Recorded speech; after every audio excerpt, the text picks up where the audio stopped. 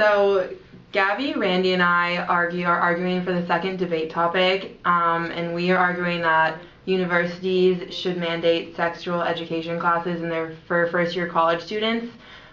We have three main reasons as to why we believe that sex education classes should be mandated at universities. The first reason is that many university students have not received adequate sexual education classes before they start at the university. Sex education classes in middle school and high school range based on the state and based on the amount of government funding that each state gets. States that push abstinence policies instead of teaching kids how to use condoms and teaching kids about STDs and how to prevent them will receive more money from the government. A recent study done said that about $21 per student for sexual education classes is given to states that will teach only an abstinence-only policy, whereas in states that will teach more about how to use condoms and how to have safe sex will receive only about $14 from the government. There's currently only 22 states and the District of Columbia that require sexual education classes in public schools, which is less than half of the country receiving sex ed classes that are required, and only 20 states require HIV education.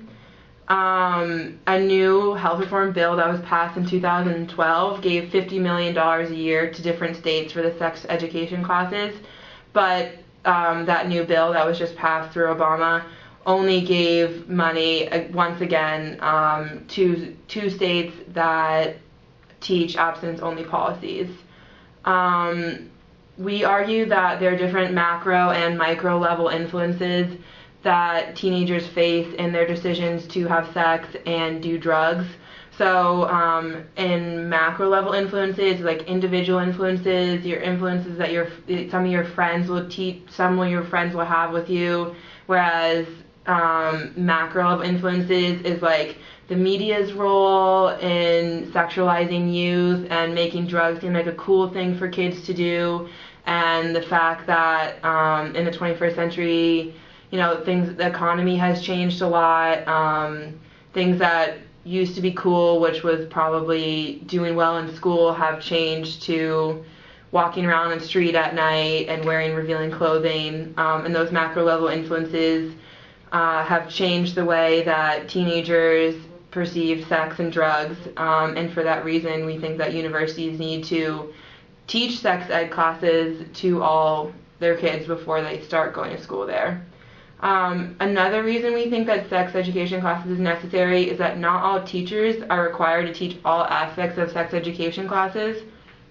U.S. state laws and policies generally do not require that sex ed and STD education is taught in schools, and if the government or the state government requires that, then they have a very loose guideline that teachers can follow. So that means that each school can have different teachers that teach about what they view as important, and there's very little regulation of what that teaching is. That being said, when a lot of kids come to universities, they could have been learning very different things, and and that can create a lot of issues for the university. If the university has to start having, you know, daycare centers, the university has an STD outbreak, and they have spent a lot of their money trying to fix that. It could all be solved if kids were more well educated on sex education before they got into the party and drug scene at typical universities. Planned Parenthood released a lot of information in the 2012-2013 year saying that the United States has the highest level of teenage pregnancies, that about 1 in 4 teenage girls will have or have had an STD, and that by age 25, about 750,000 teenagers in the United States will become pregnant.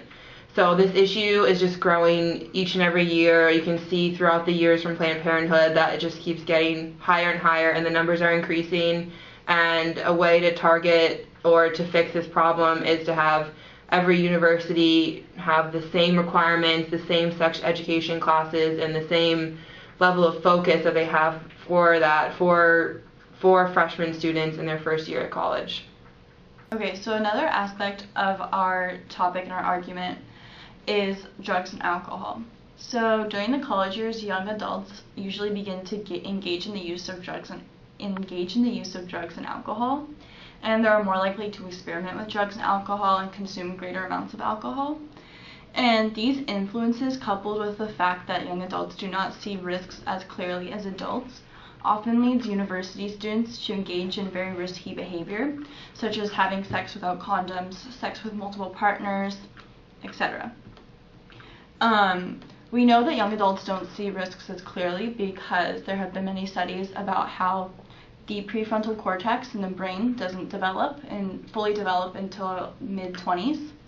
The prefrontal cortex is the part of the brain that is used to help make decisions and decision-making processes. So if it's not fully functioning, it can be a lot harder for young adults to weigh the risks and the benefits. Oftentimes, the risk outweighs the benefit in a way. So many college students engage in alcohol use, and alcohol use paired with risky behavior often leads to inconsistent safe sex practices, which can obviously lead to HIV, AIDS, STDs. Many also engage with multiple partners. Okay, so we believe that target education classes could make students more aware of their decision-making processes, of the risks that they're taking when engaging in the uses of drug and alcohol, and how that can permanently affect their lives. So one of the most important reasons for us to advocate that we have to have a sex orientation in the universities is because of the prevalence of media. So nowadays, more and more youth are using internet, and according to the survey, that 70% to 83% of adolescents have internet access, and among these adolescents, 70% of them have. So internet is a major effect on how teenagers view about sex, and then turn our perspective to televisions. And so according to the survey, that in the late 1990s, there were the precursor behavior like kissing and touching was on the 12% for all the shows on TV. And by 2001 to 2002, according to the survey, that 71% of all programs had sexual content. And we also can find out that nowadays, at least 2/3 of adolescents have their own TV in their own rooms. So according to this massive media utility, and we know so many teenagers are influenced by television.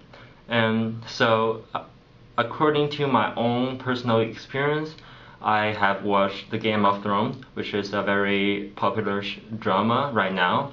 And in this drama, it is hard for you to find a single piece without any sexual content. So since so many teenagers are watching the show like this, their mindset about sex is distorted.